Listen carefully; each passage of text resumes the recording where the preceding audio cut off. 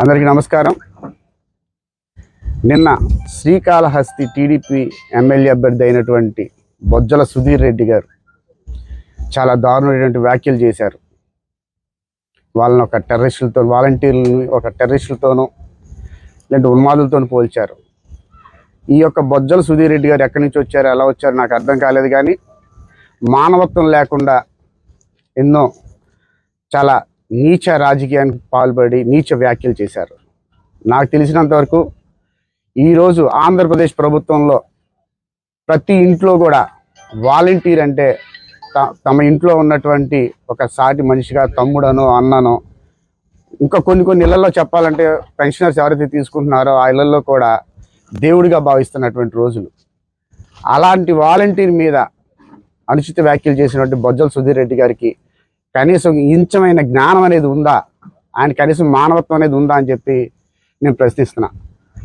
చంద్రబాబు నాయుడు గారు ఇలాంటి అభ్యర్థులు ఎందుకు ఎంచుకుంటున్నారో తెలియట్లేదు.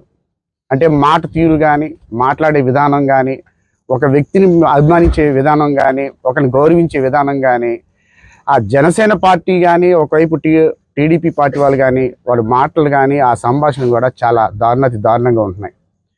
మీరు ఇలా గమనించుకున్నట్లయితే కరోనా టైంలో మీరు అందరూ కూడా చూసుకోవాలి.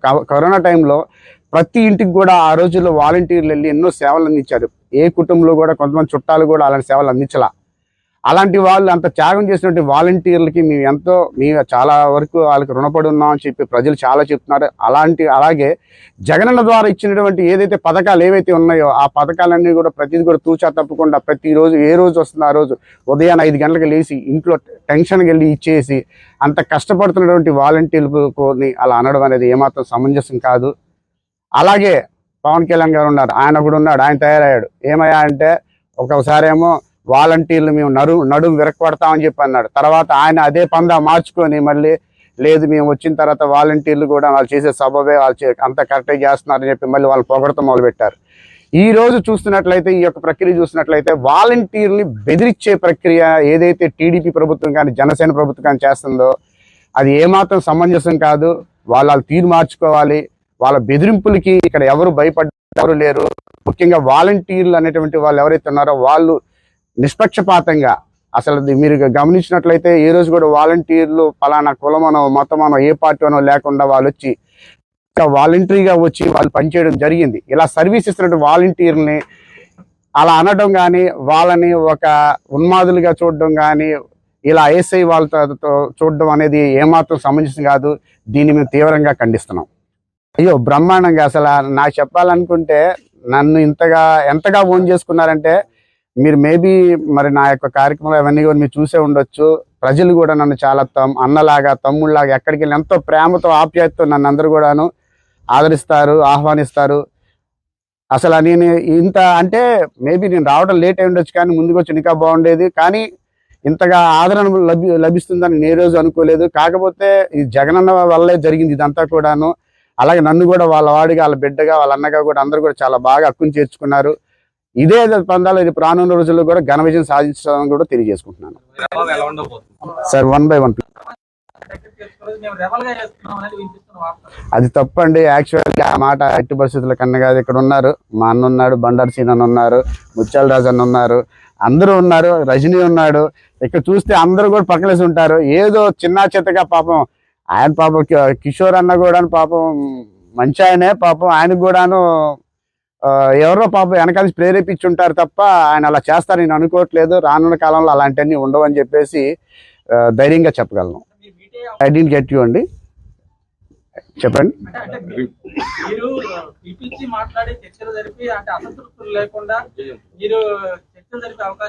అయ్యో భలే బుజ్జగింపు లేకుండా ఎందుకంటే కాకపోతే అప్పుడే ఏది ఎత్తుకొని చేయలేం కదని వేడి మీద చేస్తా. సమయం వచ్చినప్పుడు సమయం అన్నిటికీ పరిష్కారం అవుతుంది. సమయం అన్ని కాలం నిర్ణయిస్తుందండి అన్ని.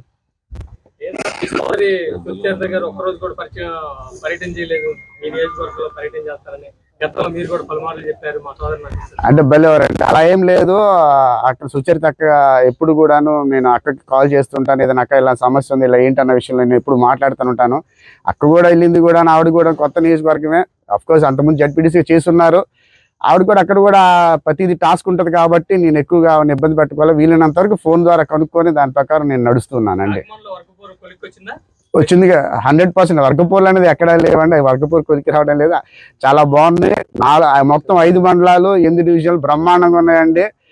అసలు మేమైతే ఈ రోజు కూడా చెప్తాం, మొదటి రోజే చెప్పాను, 1 సైడెడ్ గా ఎలక్షన్ జరుగుద్ది, ఎట్టి పరిస్థితులు మీరు టీడీపీ వాళ్ళని పోటీగా అసలు భావించట్లే. చంద్రబాబుకి మద్దతు పలుకుతున్నారు, దీన్ని ఎలా భావించాలి అంటారు? అంటే టీడీపీకి మద్దతు పలుకుతున్నాడని భావించాలా, లేకపోతే ఉన్న దళిత సామాజిక వర్గానికి సాయం కోసమే అక్కడ మద్దతు పలికారు, ఎలా భావించాలి అంటారు? ఇది మీకు ఎప్పటి నుంచో తెలిసిన విషయమేనండి. మందాకృష్ణ మాదిగ గారు చెప్పాలంటే ఆయన ఉద్యమాన్ని వదిలేసేసి చాలా సంవత్సరాలు అయిపోయింది. ఆయన ఉద్యమకారుడిగా ఉన్నాడని నేను అనుకోవట్లా. ఉద్యమంగా ఉన్నప్పుడు పార్టీలతో పొత్తు పెట్టుకోవడానికి కానీ పార్టీలకి వత్తాసు పలకడం అనేది ఏమాత్రం సమంజసం కాదు.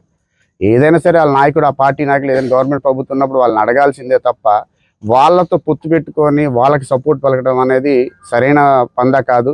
ఈ విషయాన్ని మేము మొదటి నుంచి కూడా మందకృష్ణ మాదిగ గారికి చెప్తూనే ఉన్నాం. అయ్యా మీరు అలా చేయటమే కాదు, మీరు ఒక ఉద్యమాన్ని లేవనెత్తారు, ఆ ఉద్యమం పూర్తయినంత వరకు ఉద్యమకారుడిగా ఉండనే తప్ప ఇలాగ పార్టీలకు తొత్తుగా ఉండొద్దు అనేది మేము మొదటి నుంచి చెప్తూనే ఉన్నాం. మళ్ళీ కూడాను మందకృష్ణ మాదిగ గారు ఇదే ప్రక్రియలో ఉన్నారు. ఇప్పుడున్న పరిస్థితులు అయితే మందకృష్ణ మాదిగ గారి యొక్క మాటలు వినటానికి కూడా ఏ దళితులు కూడా అలాగే మాదిగ సామర్థ్యం ఎవరు కూడాను ముందుగా అయితే ప్రిపేర్ అయితే లేరని చెప్పి తెలియజేస్తున్నాను. టీడీపీలో చేరిన మంది దళిత సామాజిక వర్గానికి చెందిన ఎంఏ టాక్ వినిపిస్తుంది, మీతో టచ్ లో ఉందా ఉండవల్ శ్రీదేవి అంటే? లేదండి, అలాంటి సమాచారం నా వరకైతే ఏం లేదు. ఏంటి ప్రతిపాడు నియోజకవర్గంలో మీరు చేస్తున్న ప్రచారానికి ఇప్పటి వరకు అభివృద్ధి జరిగిందా, జరగలేదా, లేదంటే మీరు గమనించిన అంశాలు ఏంటి? ఎస్, ప్రతిపాడు నియోజకవర్గం గురించి చెప్పాలనుకుంటే అండి, ముఖ్యంగా నేను వచ్చిన దగ్గర నుంచి, నేను వచ్చి నియర్లీ 3 నెలలు అయింది. ఈ 3 నెలల కాలంలో నేను బాగా గమనించిన విషయం ఒకటి ఏంటంటే నీటి సమస్య. ఈ నీటి సమస్య అనేది ముఖ్యంగా విషయంగా కనపడింది. మిగతా విషయాలు చెప్పాలంటే ప్రజలందరూ కూడాను చాలా బాగున్నారు. చాలా వాళ్ళ యొక్క స్టాండర్డ్ ఆఫ్ లివింగ్ అయితే చాలా మెరుగుపడింది. జీవన ప్రమాణాలు చాలా మెరుగుపడినాయి. అందరూ కూడాను ప్రతి పల్లెలోకి వెళ్ళినప్పుడు కూడా అందరూ కూడా చాలా హ్యాపీగా ఉన్నారు. ఒక నీటి సమస్య అయితే బాగా గ్రహించడం జరిగింది. అట్ ద సేమ్ టైం ఆ నీటి సమస్యను కూడాను నెక్స్ట్ రానున్న కాలంలో మళ్ళీ జగనన్న ప్రభుత్వం వస్తుంది, వచ్చిన తర్వాత ఈ నీటి సమస్య అయితే తప్పకుండా అయితే అది క్లియర్ చేస్తామని చెప్తున్నాము. అలాగే ఇంకోటి గమనిస్తున్నాను, కొంత చిన్న రోడ్డు ప్రమాదాలు అయితే జరుగుతున్నాయి. మెయిన్ ముఖ్యంగా కాకుమాన దగ్గర నుంచి మొదలుపెట్టుకుంటే ఈ యొక్క ప్రతిపాడు రోడ్డు మొత్తం అంతా కూడా పెన్నందిపాడు రోడ్లో నేను ఆలోచించింది అంటే, నా వంతుగా నాకు అనిపించింది, ప్రతిపాడు ఏదైతే హెడ్ క్వార్టర్స్ ఉందో, ప్రతిపాడు మండలం హెడ్ క్వార్టర్స్లో ఒక గవర్నమెంట్ హాస్పిటల్ అయితే, మంచి సూపర్ స్పెషాలిటీ గవర్నమెంట్ హాస్పిటల్ అయితే చాలా అవసరం ఉన్నదనేది నేను గ్రహించాను. సో దానికి కూడా నేను కష్టపడి జగనన్న గారి వరకు తీసుకెళ్ళి అది కూడా సాయశక్తిలో కృషి చేసి గవర్నమెంట్ హాస్పిటల్ తీసుకొస్తామని చెప్పి ఆలోచిస్తూ తెలియజేసుకుంటున్నాను. పవన్ కళ్యాణ్ కూడా భవిష్యత్తు నాశనం చేస్తున్నాడు ముఖ్యమంత్రి వైఎస్ జగన్మోహన్ రెడ్డి అని పలుసార్లు ఆరోపించారు, ఎలా చూడండి? నిజం చెప్పాలంటే దగ్గర 2,30,000 మంది వాలంటీర్లు ఉన్నారండి. మీరు కావాలనుకుంటే గత కొంతకాలంగా వాలంటీర్ల మీద జరుగుతున్నటువంటి దౌర్జన్యం అవ్వచ్చు, ఇంకోటి అవ్వచ్చు, వాళ్ళ దగ్గర వాళ్ళ భవిష్యత్తు నిజంగా పాడైపోతున్నట్లయితే వాళ్ళ గురించి వీళ్ళకి ఎందుకు భయం వస్తుంది? ఎందుకు వాలంటీర్ని టార్గెట్ చేశారు? టీడీపీ వాళ్ళు కానీ జనసేన వాళ్ళు కానీ ఎందుకు వాలంటీర్లు టార్గెట్ చేశారు? వాళ్ళకి ఇప్పుడు భయపడుతుంది ఏంటంటే, వీళ్ళు ఇంత సేవలు అందించారు, వీళ్ళు సేవలు అందించడం వల్ల ప్రజలందరూ కూడా ఈరోజు జగనన్న ప్రభుత్వం వైపే చూస్తున్నారు. రేపు రానున్న రోజుల్లో మేము ఎంతమంది కలిసి వచ్చినా కానీ సరే వైసీపీ ప్రభుత్వాన్ని ఓడించలేనటువంటి భయంతో జరుగుతున్న ప్రక్రియగా మేము భావిస్తున్నాం.